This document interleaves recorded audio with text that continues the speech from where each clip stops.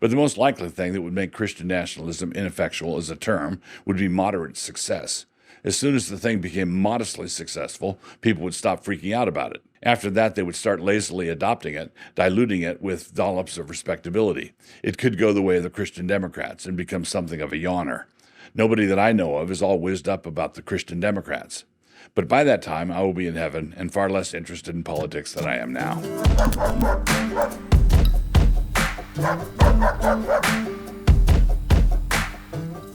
1. What is Christian nationalism? Christian nationalism is the view that secularism is a hollow construct, now plainly revealed to be bankrupt. Additionally, CN is the belief that human societies require a transcendent anchor to hold everything together, and that this transcendent anchor should be the true and living God, and not a placeholder idol. 2. How are you defining Christian? As the adjective Christian is being used here, the objective content of the faith would be the truths contained within the Apostles' Creed, with those truths being accepted and received as the truth of God by means of faith alone. In the American context, this would have a baseline of evangelical Protestantism. 3. What is your definition of nation? Defining a nation is not like defining a triangle, and is more like defining an extended family. Extended families all have something in common, but there are also considerable variations of shape and size. At the same time, we all know what we are referring to when we say extended family, just as we do when we say triangle. We just have to be a little more flexible. Adapting the definition given by Stephen Bryan for ethnic identity, cultural identity and the purposes of God, page 43, we would define a nation as a group with a shared name, a shared language, a shared sense of place, a shared history, a shared sense of belonging or kinship, a shared set of cultural conventions and customs, and a widely shared set of beliefs and values. If we are defining nation, I would add to this an agreed-upon pattern of governance and decision-making. With this understanding, America is a nation and not simply an enterprise zone. But just as an extended family might not have any second cousins once removed, so also a nation or ethnic group might not have one of the above features, or they might have an extra one or two. For example, the Jews had a strong ethnic identity before they returned to the land of Israel, and those who did not return did not thereby forfeit that identity. 4. Does Christian nationalism therefore reject the idea of America as a creedal or propositional nation? We would reject that idea in the main, yes. There are certain creedal aspects to our identity, e.g., widely shared set of beliefs and values, but that by itself is not what establishes the national or ethnic identity. For example, one of those beliefs is that we are endowed by our Creator with certain inalienable rights, but an atheist can deny it and still be an American, while an Englishman can affirm it and yet not be an American. In a very large and heavily populated nation, such as America is, we would be one of the larger extended families among the ethnoi. But it is still recognizably a thing, although it was easier to identify when I was a kid as compared to now. Considering the long-term agenda of the progressive left, this was not an accident. Because of the shaping influences of place and family lineage and language and music and foods, it is not possible for a purely propositional nation or tribe to exist for any length of time at all. If 1,000 people moved to an uninhabited island in the South Pacific because they were all supremely dedicated to the proposition that only quadrilateral trapezoids express the divine essence, this would mean the colony was established as a cult, founded on a distinct proposition. No one was allowed to join who did not believe it with all their heart. That proposition would be the only thing that mattered to them. Their ethnic tribe would be totally committed to that proposition. But if we left those people alone for 500 years, we would come back to find a distinct people group with a distinctive language, distinctive cuisine, distinctive marriage customs, distinctive physical traits, distinctive religious rituals that would probably have a trapezoid in there somewhere, distinctive laws and customs, and so on. We would come back to a regular old tribe, the customs of which had largely swallowed the proposition.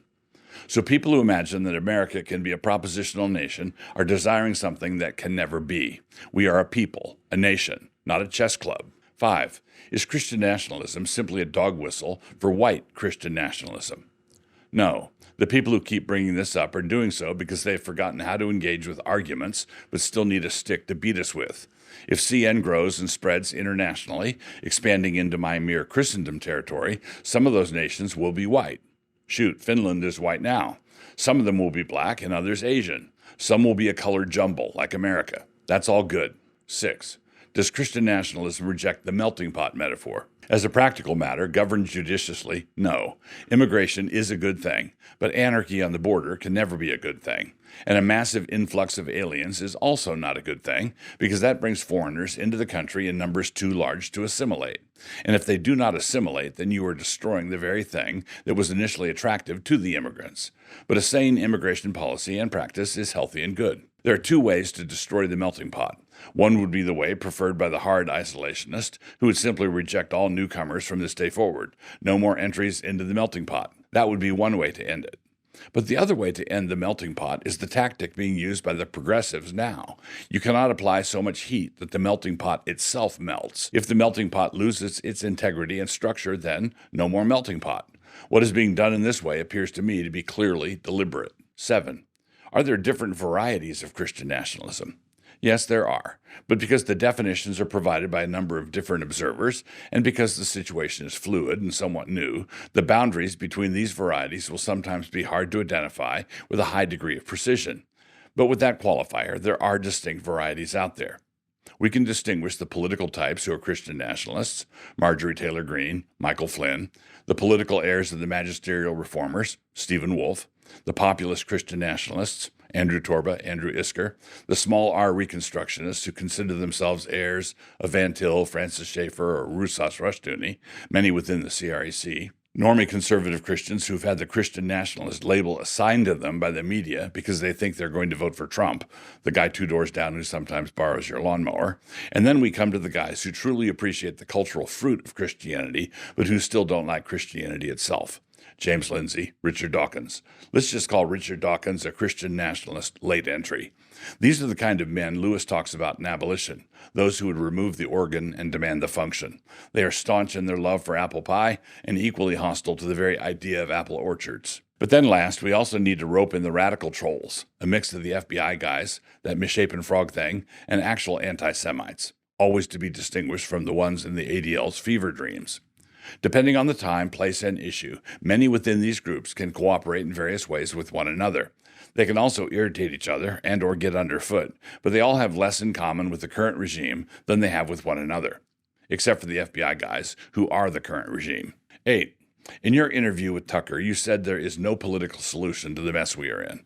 How does your reformation from the bottom-up approach fit, if at all, with the we need to be willing to wield power approach taken by Stephen Wolfe and Timon Klein? I want to say that this is largely a difference of emphasis and order, and not a disagreement proper. Absent reformation and revival, a lot of good could still be done by Christian magistrates who simply had the courage of their convictions. Christians with authority should always use whatever authority they do have for good, whether or not the churches are full. But also absent reformation and revival, we are far less likely to get such Christian magistrates. As Aragorn once put it, men are better than gates, which is true enough, but such men have to come from somewhere. So the approach we have been taking in Moscow is not a quietist strategy of, let's wait until the revival and then make our move. We are responsible to do the right thing in whatever positions we find ourselves, regardless. But we are also very mindful of the fact that unless the Lord builds the house, the one who builds it labors in vain. The first American religious settlement grew out of a Christian populace, a widespread Christian consensus, and reimposing that settlement on a pagan populace would be quite a challenge, like feeding greasy fried onions to a man with a bad case of the flu. If God gives us our reformation, then the men who want to rule like Christians will have a much more fruitful time of it. 9. So is the needed reformation a top-down or a bottom-up affair? It is necessarily both. Eric Kahn recently made the point that in Judges 6, God delivers the people from the Midianites in a real pincher movement. God delivers from both directions. The people cried out to God, and he sent a prophet to the people so that they might repent. Judges 6 through 10. But then he also raised up a leader for them in Gideon. Judges 6, 11 through 14. God prepared the people to be led, and then he prepared a leader to lead them. Both and. If the people are pagans, any Christian prince would have a rough go of it. If the people are Christian, but they are led by men who do not have the courage ever to act on their convictions, the results would be a long series of dithering ineptitudes. So it is striking that someone who's not post-mill, like Wolfe, is desiring the magistrate to act in a decisive Christian way regardless, and that what might be called the banner of truth post-mills would never be willing for a magistrate ever to do anything distinctively Christian. So we are laboring for a reformation of doctrine and morals among the people, and at the same time wanting God to raise up courageous leaders who will just go for it, doing whatever they can, regardless. 10. Does eschatology have anything to do with this different emphasis? Yes, but it is a different emphasis, not actually a disagreement. I would agree with everything Stephen believes a Christian magistrate should do with whatever authority God has given him. But the reason for this difference in emphasis is, I believe, rooted in eschatology. Post-mill CNs are playing the long game, and we believe that a time is coming when the earth actually will be as full of the knowledge of the Lord as the waters cover the sea. And we also believe that the root of Jesse actually will be the ensign of the people, Isaiah 11, 9 and 10. I believe that Stephen's concern is that believing magistrates today should stop making excuses and just do the right thing in the moment. I, of course, agree with that, but I also believe the sum total of all such faithful moments will contribute to the day when the Lord's name will be great among the heathen. Quote, "For from the rising of the sun even unto the going down of the same, my name shall be great among the Gentiles. And in every place incense shall be offered unto my name, and a pure offering. For my name shall be great among the heathen, saith the Lord of hosts." Malachi 1:11. So such an eschatological hope should serve as a great encouragement to those magistrates who are gearing up to do the right thing. This eschatological hope provides this duty with a reinforced teleology. 11. Given the differences between the case for Christian nationalism and mere Christendom, why did Canon Press publish them both? Stephen's book is an important scholarly work that helped to precipitate a conversation that really needed to occur. And in that respect, it was a great success. I enjoyed reading it very much and profited from it. My book is not addressing precisely the same issues, but I would regard the two books as occupying a similar space. There are no glaring contradictions between the books, although there are some differences. We do have some divergent assumptions at the tectonic plate levels, differences which result in some variations on the surface. Stephen is a Thomist, and I'm not. He is operating directly out of a tradition of political theology, and I'm more of a biblicist, and so on. Canon Press practices an evangelical ecumenicism on such issues, but it is worth pointing out that my general equity theonomy and the Reformed common law tradition have much in common and differ largely in time and stage of development. The Reformed common law tradition is general equity theonomy after 6 centuries of maturation. So if I sat in the back row with all my convictions and watched Stephen and his minions take over and obtain all that they wanted, from my perspective, this would be way better than what we are dealing with now. And I also think Stephen would feel the same if those positions were reversed. 12. What have been the most important contributions of Stephen's book? There have been 2. It has successfully been right at the center of a much-needed national conversation, mentioned earlier. That is 1. The second contribution is that Stephen has been able to demonstrate that the modern curators of the Reformed tradition do not at all understand or represent the political theology of the Reformers. This has revealed them to be far more narrowly Calvinistic than they thought they were, and not really advocates of a full Reformed world and life view. But man does not live by soteriology alone. 13. Do you or any of the other mainstream spokesmen for Christian nationalism take any responsibility for the radical fringe of Christian nationalism? If not, why not? No, we take responsibility for whatever we say or do, along with the actions of others in the movement with whom we are closely aligned. We don't need to take responsibility for people who use the same label that we do, but in reckless or irresponsible ways. Of course, this is provided that our position on whatever it is, Jews, Ukraine, the southern border, is clear, unambiguous, and on the record. In addition, we recognize that the red pill radicalization of many young white men has been the result of the widespread practice of woke progressives kicking them in the head for a generation or so. We don't think it is time well spent for us to join in the kicking. 14. You say that you don't want to join in the kicking, but haven't there been occasions when you have attacked people on the extreme right? Yes, and will do so again. I'm willing to go after certain toxic leaders because they are leading people astray. I'm not trying to start something right this minute, but for an example, I would be happy to collide with someone like Nick Fuentes.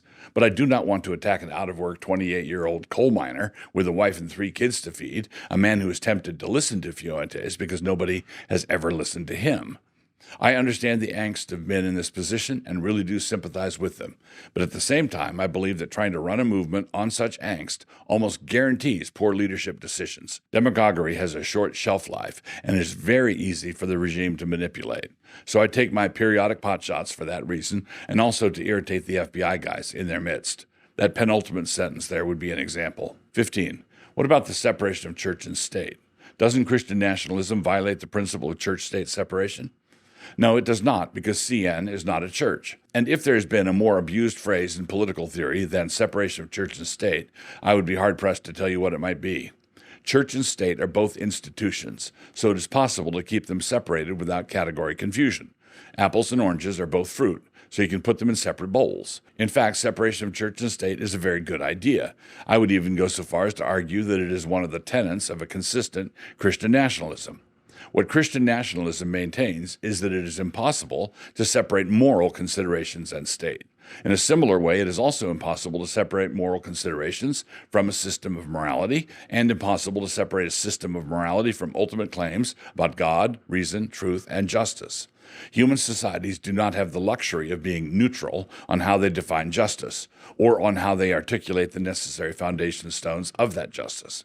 Think for a moment. Do you really want to live under a government that is utterly detached from all moral considerations? That would be an emotional gut punch. The only other option is to set your imagine there's no heaven or after firmly in the sky and suspend a completely arbitrary moral code from it. A code that would be binding on absolutely no one, and also a code that your average sophomore could see was not binding on anyone. 16. Still, doesn't Christian nationalism violate the constitutional requirement of keeping a wall of separation between church and state? No. The phrase wall of separation between church and state was a phrase taken from a letter that Thomas Jefferson wrote to the Danbury Baptists, reassuring them that the government would stay out of church affairs. This wall of separation metaphor did not really enter into our constitutional discourse until the 1947 SCOTUS case, Everson versus the Board of Education, but at that time it entered our public life with a vengeance, not to mention upside down. What was intended to keep two governments distinct was, as a consequence, turned into an excuse to banish the foundation of all human dignity, the true God, from the affairs of government. When that was accomplished after the Second World War, our government became totalitarian in principle, although they were shrewd enough not to make their move immediately. We are living in the time when they have finally decided to make that move. If we are serious about resisting it, we must return to first principles. There is a God, and he commands earthly rulers to kiss the Son. Psalm 2, verse 12. If that is not the first principle, then there are no other principles. Good luck, everybody. 17. So what does the First Amendment mean, then? It means that as a federal republic, the founders did not want Congress to establish a national church, such as England has in the Church of England or Denmark has in the Church of Denmark. Congress was prohibited from establishing a church of the United States. If the United States adopts a national flower, this is not likely to cause conflict if a state adopts a different flower. But if the U.S. adopted the Episcopal Church and a particular state established a formal relationship with the Presbyterians, that is just asking for civil unrest and trouble. The founders did not desire any trouble of that sort, and so they prohibited Congress from setting up a church. 18. So do you approve of church establishments at the state level? No, we think that is a bad idea. But even though it is a bad idea, it is not an unconstitutional idea. At the time the First Amendment was ratified, 9 of the 13 states had formal ties with a Christian denomination. Connecticut did not drop her relationship with the Congregational Church until the 1830s. So the First Amendment did not prohibit Connecticut from having the Congregational Church as their official church. Good sense might prohibit it, but constitutional standards do not. 19. So if we are not to have an established church at the federal level, or established churches at the state level, in what way could America ever be considered a Christian nation? This could be done in various ways. The president could issue a proclamation that acknowledged that Jesus rose from the dead, and Congress could authorize the funds to have that proclamation printed and bound, read in all the schools, and posted in all the federal courthouses. That could be fun. The Supreme Court could take up a new religious liberty case, ideally one with Jack Phillips in it, and in their decision they could reaffirm and reboot the decision of the Supreme Court in the 1892 Holy Trinity versus the United States case, in which the court determined that the United States was in fact a Christian nation, and had been such from the beginning. Or the Apostles' Creed could be incorporated into the Constitution. None of these actions would establish a particular Christian denomination as being the mascot of the government. 20. Are there any circumstances that might cause you to distance yourself from the term Christian nationalism? Sure, I have argued against secularism for decades, long before the term Christian nationalism came into use, and if CN goes out of favor at some point in the future, I will continue to testify against the secular idols of the age. I will also continue to testify against the accommodation with these idols that has been endorsed by many of our erstwhile evangelical leaders. So what could make the phrase Christian nationalism unusable? Oh, there could be different things. Say that a band of CN misfits in propeller hats blew up the Washington Monument. That would probably do it. Or say that some bona fide anti-Semites somehow became the go-to spokesman for CN, such that whenever any reporter wanted the CN take on anything, all he would need to do would be to log on to JewSpew.com. Quote, We should not have Aslan for a friend if we brought in that rabble, said Truffle Hunter, as they came away from the cave of the Black Dwarfs. Oh, Aslan, said Trumpkin, cheerily but contemptuously. What matters much more is that you wouldn't have me.